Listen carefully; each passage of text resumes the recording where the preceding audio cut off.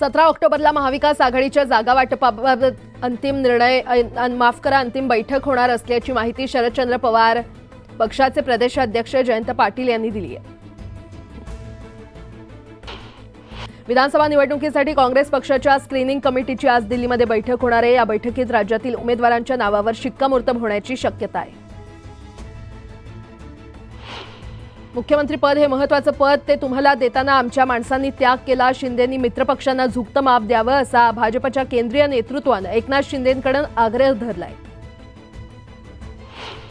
वायनाड पोटनिवडणुकीसाठी प्रियंका गांधी मैदानात उतरणार आहेत। काँग्रेसकडून प्रियंका गांधींना उमेदवारी जाहीर करण्यात आली आहे। कामांच्या जोरावर राज्यात पुन्हा एकदा महायुतीचं सरकार बहुमतानं सत्तेत येणार असा विश्वास माजी खासदार सुजय विखे पाटील यांनी व्यक्त केलाय।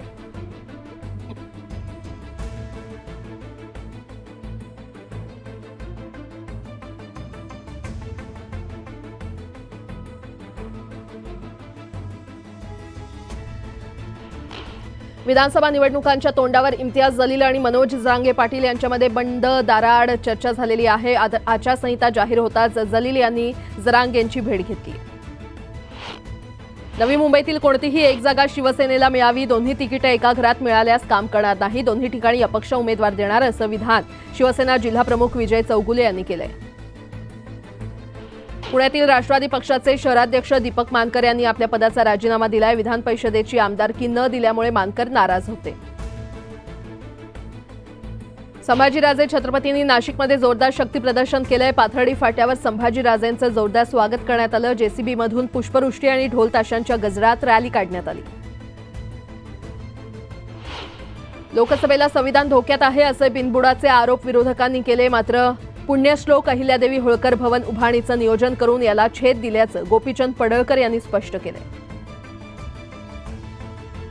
श्रीगोंदा तालुक्यातील नागरिकांची कामं शासकीय कार्यालयामध्ये होत नसल्याच्या तक्रारींची गंभीर दखल खासदार निलेश लंके यांनी घेतली आहे। यावेळी थेट पंचायत समितीमध्ये जात लंकेंनी अधिकाऱ्यांची चांगलीच खरडपट्टी घेतली।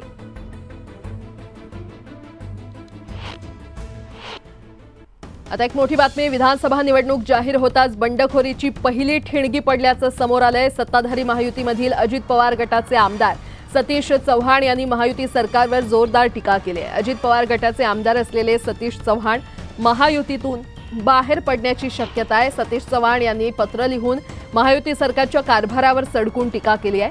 मराठा, मुस्लिम, धनगर आणि आदिवासी आरक्षणाबाबत सरकारला अपयश आल्याची टीका त्यांनी केली आहे। सतीश चव्हाण यांनी पत्र लिहून महायुती सरकारच्या विरोधात खदखद व्यक्त केली आहे। महायुतीमध्ये बंडखोरीची पहिली ठिणगी आता पडली असल्याचं पाहायला मिळतंय। तसंच ते भाजप आमदार विरोधात निवडणूक रिंगणात उतरणार असल्याची चर्चा रंगली आहे।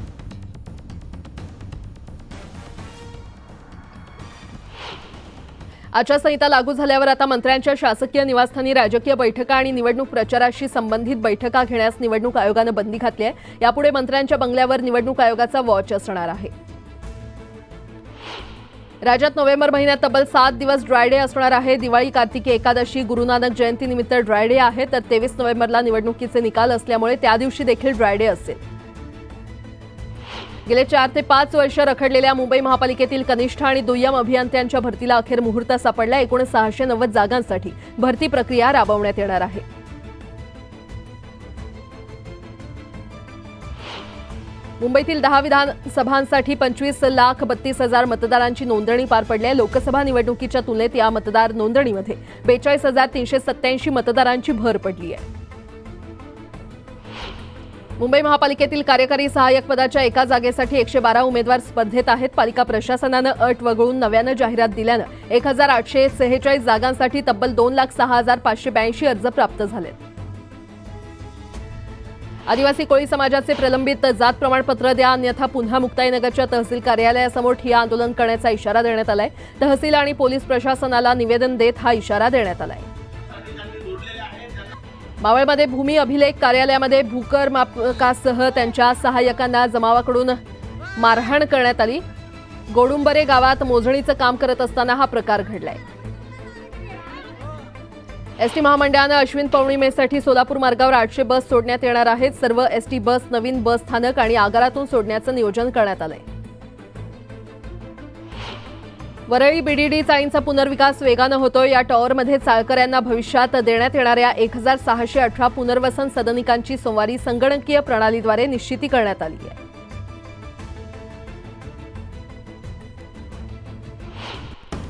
आता एक मोठी बातमी, विधानसभा निवडणुकांची तारीख जाहीर झाल्यानंतर आता राजकीय पक्षांकडून उमेदवारांची नावं जाहीर होण्यास सुरुवात झाली आहे। राष्ट्रवादी अजित पवार पक्षाची पहिली यादी आज जाहीर होण्याची शक्यता आहे। 50 उमेदवारांची पहिली यादी आज जाहीर होण्याची शक्यता आहे। या यादीमध्ये कुणाला संधी मिळणार आणि कुणाला डच्चू मिळणार याकडे सगळ्यांचं लक्ष लागलंय।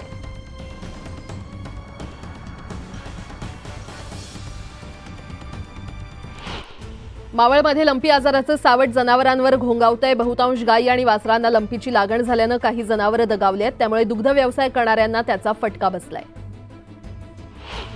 मान्सूननं अखेर मंगळवारी संपूर्ण देशभरातून काढता पाय घेतलाय। हवामान खात्यानं नैऋत्य मान्सूनच्या एक्झिटवर शिक्कामोर्तब केलंय। राज्यातील बाजार समितीमध्ये कांद्याची 1,08,966 क्विंटलची आवक झाली। कांद्याला कमीत कमी 2,100 रुपयांपासून ते 4,200 रुपयांपर्यंत दर मिळाला। राज्यातील बाजार समितीमध्ये सोयाबीनची आवक 1,23,130 क्विंटल झाली आणि त्याला सर्वसाधारण दर 4,137 रुपये प्रति क्विंटल इतका मिळाला। लातूरच्या बाजारात सोयाबीनची सर्वाधिक आवक झाली। मुंबईत टोमॅटोची सर्वाधिक आवक झाली आहे। बाजार समितीमध्ये 9,456 क्विंटल इतकी टोमॅटोची आवक झालेली आहे। पिंपरी चिंचवड शहरातील पाणीपुरवठा गुरुवारी बंद तर शुक्रवारी विस्कळीत राहणार आहे। जलशुद्धीकरण केंद्रातील देखभाल दुरुस्तीच्या कामामुळे पाणीपुरवठा बंद ठेवण्यात येणार आहे। कायमचा रोजगार देणाऱ्या पिंक ई रिक्षांना कोल्हापूर जिल्ह्यातून अत्यल्प प्रतिसाद मिळाला आहे। योजनेअंतर्गत जिल्ह्यासाठी 600 रिक्षा मंजूर असताना आतापर्यंत फक्त 25 महिलांनी त्यासाठी अर्ज केलाय। पुढील रब्बी आणि उन्हाळी हंगामाचा प्राथमिक सिंचन अहवाल तयार करण्यात आलाय। पावसाळा जवळपास संपलेला असून 15 ऑक्टोबरपर्यंत प्रत्येक धरणातील उपयुक्त पाणीसाठा विचारात घेतलाय। बाजार समित्यांच्या आवारात येणाऱ्या आणि व्यवहार होणाऱ्या मालावर कराची आकारणी होत होती। बाजार समित्यांकडून घेण्यात येणाऱ्या करामध्ये राज्य शासनाच्या पणन विभागानं सोमवारी 50% कपात केली होती।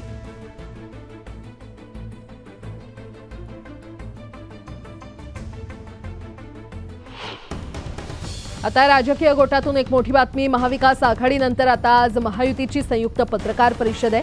मुख्यमंत्री आणि दोन्ही उपमुख्यमंत्र्यांकडून जागा वाटपांसह इतर महत्त्वाच्या घोषणा होण्याची शक्यता आहे। मुख्यमंत्री एकनाथ शिंदे, उपमुख्यमंत्री देवेंद्र फडणवीस, उपमुख्यमंत्री अजित पवार हे पत्रकार परिषदेला आज संबोधित करणार आहेत।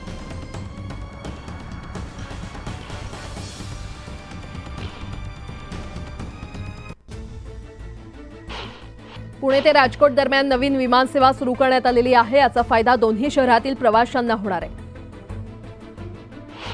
गेल्या 2.5 वर्षात वाहतूक पोलिसांनी वाहतूक नियमांचं उल्लंघन करणाऱ्या चालकांना 98,25,601 ई चलनाद्वारे 713,57,00,000चा दंड ठोठावलाय, तर दंड थोपवणाऱ्यांना किंवा थकवणाऱ्यांना नोटीस बजावण्यात आली आहे।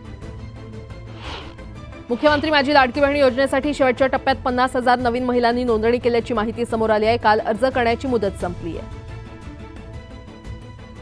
दिवाळीनिमित्त एसबीआयनं ग्राहकांना दिवाळी गिफ्ट दिलंय। मर्यादित कालावधीसाठी कर्ज स्वस्त केल्यानं आता ग्राहकांना मोठा दिलासा मिळालाय। दिवाळीची लगबग सुरू झाली आहे। यंदा दिवाळीच्या निमित्तानं देशभरात बाजारात तब्बल 4.25 लाख कोटी रुपयांची उलाढाल होईल असा अंदाज कॉन्फेडरेशन ऑफ ऑल इंडिया ट्रेडर्सनं व्यक्त केलाय। राज्य सरकारनं मुंबईच्या प्रवेशद्वारांवरील पथक करातून एसटी महामंडळाच्या बसला वगळलंय, त्यामुळे मुलुंड, ऐरोली, दहिसर, वाशी आणि लालबहादूर शास्त्री मार्ग या 5 प्रवेशद्वारावरून जाणाऱ्या बसला पथकर भरावा लागणार नाही। मुंबई महानगर प्रदेश विकास प्राधिकरणानं मोनोरेलच्या माध्यमातून तिकिटाव्यतिरिक्त इतर पर्यायाद्वारे महसूल मिळवण्याचे प्रयत्न सुरू केले आहेत। मोनोरेल गाड्यांच्या आत बाहेर जाहिराती झळकवण्यास परवानगी देण्यात येणार आहे। वारंवार कारवाई करून देखील फुकटे जुमानायला तयार नसल्याचं उघड झालंय। रेल्वे प्रशासनानं मध्य रेल्वेच्या विविध मार्गावर राबवलेल्या तिकीट तपासणी मोहिमेत तब्बल 19 लाखांपेक्षाही जास्त फुकटे आढळले। राज्य परिवहन महामंडळानं राज्यातील 343 स्थानकांवर आनंद आरोग्य केंद्र उभारण्याचा निर्णय घेतलाय। 28 आरोग्य केंद्र मुंबईत उभारण्यात येतील। या आरोग्य केंद्रात कमी दरामध्ये वैद्यकीय सेवा, चाचण्या आणि औषधं उपलब्ध होणार आहेत। राज्यातील शहरांमध्ये गेल्या वर्षीच्या तुलनेत अपघातांची संख्या 2.5% वाढली आहे, तर अपघातातील गंभीर जखमींची संख्या 3.7% वाढली आहे. गेली 3 वर्ष सातत्यानं वाढत असल्याचं परिवहन विभागाच्या आकडेवारीवरून समोर आलंय. शिक्षण विभागानं आरटीई प्रवेश प्रक्रियेसाठी राज्यभरात 26,000हून अधिक जागा रिक्त राहिल्याचं स्पष्ट केलंय. नियमात केलेल्या बदलामुळे न्यायालयीन प्रक्रिया प्रवेशाला फटका बसलाय. मेडिकल प्रवेश अभ्यासक्रमासाठी संस्था स्तरातील प्रवेशासाठी खासगी वैद्यकीय महाविद्यालयांकडून 5 पट शुल्क विद्यार्थ्यांकडून आकारण्यात आलंय. शुल्क नियामक प्राधिकरणानं याची गंभीर दखल घेऊन कारवाईची मागणी केली आहे. मुंबईच्या वेशीवरील 5ही टोल नाक्यांवर हलक्या वाहनांसाठी टोलमुक्ती दिली, मात्र फास्टॅग यंत्रणा अद्ययावत न केली गेल्यामुळे पैसे परस्पर कापले गेल्याच्या तक्रारी अनेक प्रवाशांनी केल्या.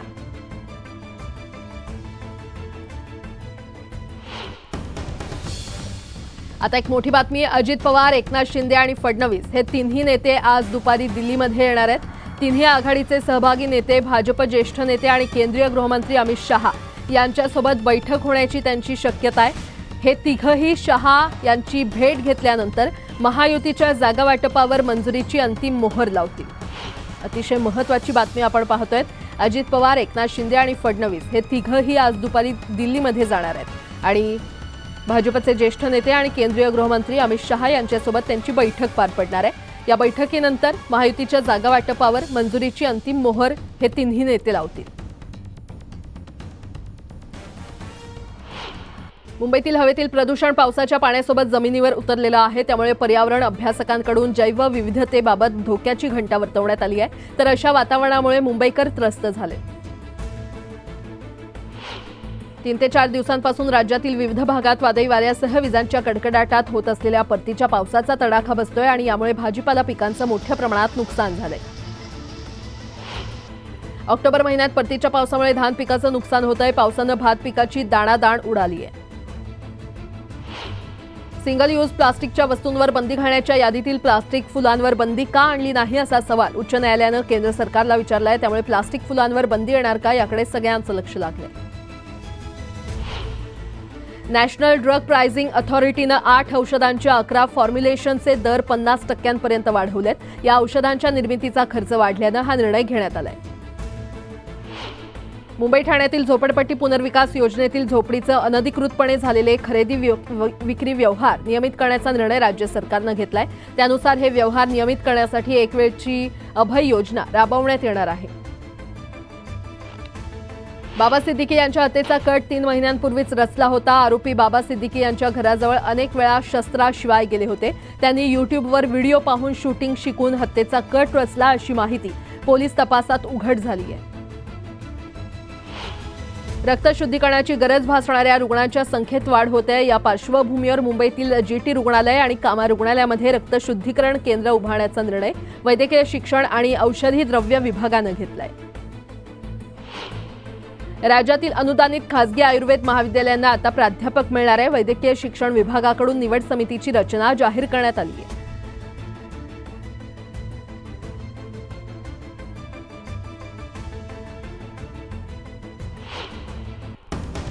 आता राजकीय गोटातून मोठी बातमी. भाजपच्या केंद्रीय निवडणूक समितीची आज बैठक पार पडणार आहे. भाजप केंद्रीय निवडणूक समितीची ही महत्त्वाची बैठक आज होते. राज्यातील सर्व भाजप नेते या बैठकीसाठी उपस्थित राहणार आहेत.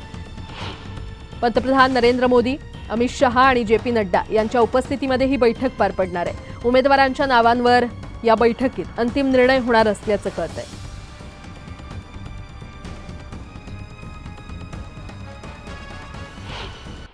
सिंधुदुर्गात पुन्हा परतीच्या पावसानं धुमाकूळ घातलाय. सतत पडणाऱ्या पावसामुळे काढणीला आलेल्या भात शेतीचं मोठं नुकसान झालंय. त्यामुळे भात उत्पादक शेतकरी हवालदिल झालाय. पुणे मनपा अंतर्गत येणाऱ्या 32 गावांच्या टॅक्स विरोधात लढ्याला यश आलेलं आहे. वाढीव कर वसुलीला अखेर स्थगिती मिळाली आहे. न्यूज 18 लोकमतनं ही बातमी दाखवल्यानंतर प्रशासनानं दखल घेतली आहे. मुंबई पालिका कर्मचाऱ्यांना मुख्यमंत्र्यांनी दिवाळीचं गिफ्ट दिलंय. पालिका कर्मचाऱ्यांना 29,000चा दिवाळी बोनस जाहीर करण्यात आलाय.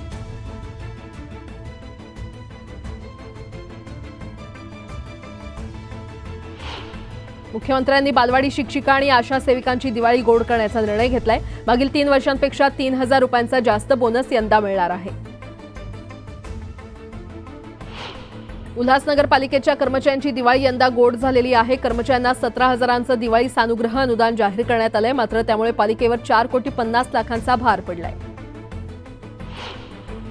भारतानं 31 प्रिडेटर MQ-9B हाय अल्टिट्यूड लॉंग एन्ड्युरन्स ड्रोनच्या खरेदीसाठी अमेरिकेबरोबर महत्त्वपूर्ण संरक्षण कराराला अंतिम स्वरूप दिलंय.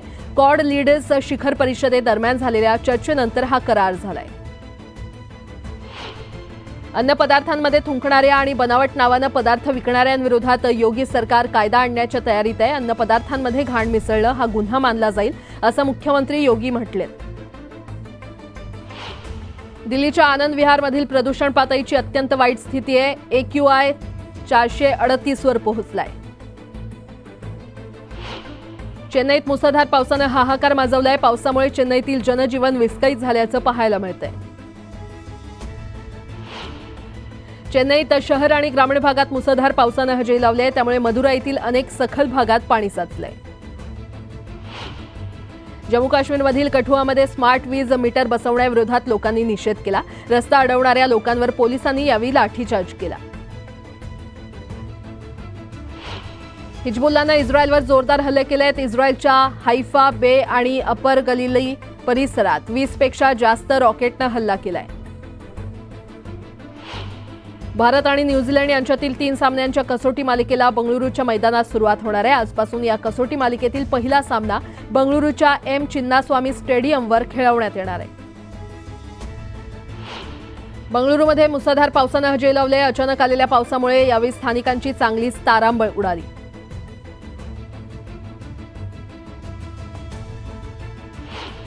आता एक मोठी बातमी. मुख्यमंत्री पद हे महत्त्वाचं पद, ते तुम्हाला देताना आमच्या माणसांनी त्याग केला असा भाजपच्या केंद्रीय नेतृत्वानं एकनाथ शिंदेंकडे आग्रह धरल्याची माहिती सूत्रांनी दिली आहे. या देशात PM, CM आणि प्रांत ही 3च महत्त्वाची पदं असून बाकी गृहमंत्र्यांसह सर्व पदं फक्त व्यवस्था असल्याचं अमित शहा म्हटले.